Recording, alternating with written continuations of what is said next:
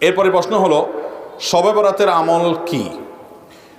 শবে বরাত অর্থাৎ যেটাকে হাদিসের ভাষায় বলা হয়েছে মধ্য শাবানের রাত, শাবানের মধ্য রজনী, 14ই শাবান দিবাগত রাত, এটাকে আমাদের সমাজে বা পাক ভারত মহাদেশে এই অঞ্চলে ইরানে এই সাইডে শবে বরাত বলে। হাদিসে কোনো শবে বরাত নাই, হাদিসে আছে লাইলাতুন নিসফি মিন শাবান।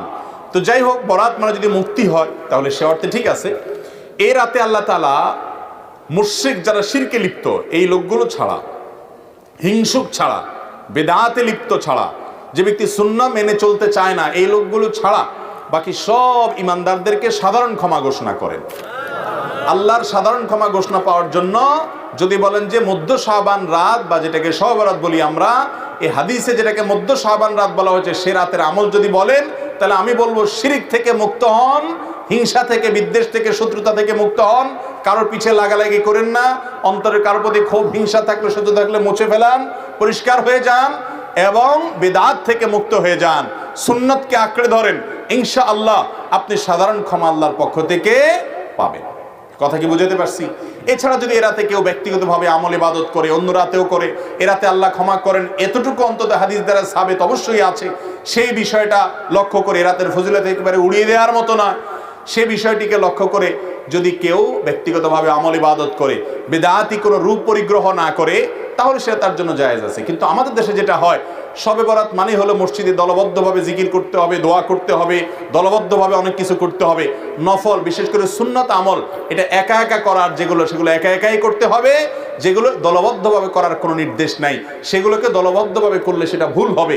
মসজিদে ঢোকার সময় দোয়া পড়তে হয় আল্লাহুম্মা ইফতাহ লি আবওয়াবা রাহমাতিক। এই দোয়াটা পড়ার জন্য যদি মসজিদের দুয়ারে ইমাম সাহেব, মুয়াজ্জিন সাহেব সহ সব মুসল্লি সাহেবরা দাঁড়িয়ে হাত তুলে আল্লাহর কাছে সবাই মিলে দোয়া করে আল্লাহুম্মা ইফতাহ লি আবওয়াবা রাহমাতিক সমস্যা হবে, এরপরে মসজিদে ঢুকে, এটা কি সুন্নত হবে না সুন্নতের খেলাফ হবে? ঠিক একইভাবে এই রাতে নবী করিম সাল্লাল্লাহু আলাইহি সাল্লাম, সাহাবায়ে কেরাম, সালাফ থেকে মসজিদে এসে দলবদ্ধভাবে কোনো দোয়া ইবাদত বন্দেগী ভাবে আমরা যেভাবে করি এরকম করার কোনো বর্ণনা পাওয়া। অতএব এটাকে আমরা যদি সিস্টেম বানিয়ে নেই তাহলে সেটা কোনো শরিয়া স্বীকৃত কোনো পদ্ধতি হতে পারে না। বিধায় এই রাতকে কেন্দ্র করে অনেক কাজ, বেশিরভাগ কাজগুলো আমাদের সমাজ যত কাজ প্রচলিত আছে শবে বরাতকে কেন্দ্র করে বেশিরভাগই কোনো এগুলার কোনো অস্তিত্ব হাদিসে খুঁজে পাওয়া যায় না। যেমন হালুয়া খান, শবে বরাত মানে হালুয়া, এটা তো একটা কমন আইটেম। ভাই হালুয়া কারোর খাইতে চাইলে খান, ভিন্ন কথা, কিন্তু এই রাতে খাইতে হবে এই হাদিস বানায়া, জাল হাদিস বানায়া খাওয়া জায়েজ নাই। আপনি এমনি অন্য সময় খান, এ রাত্রেও খান, কিন্তু আপনি অন্য কোনো সময় খান না। এটা মেয়েটার খাওয়ার ফজিলত বানাইছেন কি, যে নবীজির দাঁত ভাঙছে সেজন্য হালুয়া খাইছে, তাই আমরা ভালো দাঁত নিয়ে হালুয়া খাইতেছি। আপনার বাবার পাও ভাঙছে, ভদ্রলোক একটা লাঠি দিয়ে ভর করে খোড়ায় খোড়ায় হাঁটে, আপনার ভালো পাও নিয়ে আপনি যদি একটা লাঠি নিয়ে খোড়ায় খোড়ায় হাঁটেন, এটা কি তাকে ভেঙানো হবে না?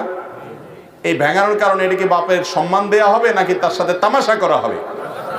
আর দ্বিতীয় কথা হলো নবী করিম সাল্লাল্লাহু আলাইহি সাল্লামের উহুদের যুদ্ধ এই শাবান মাসে বা তার আগের মাসে হয়ই নাই যে তিনি হালুয়া খাইছেন।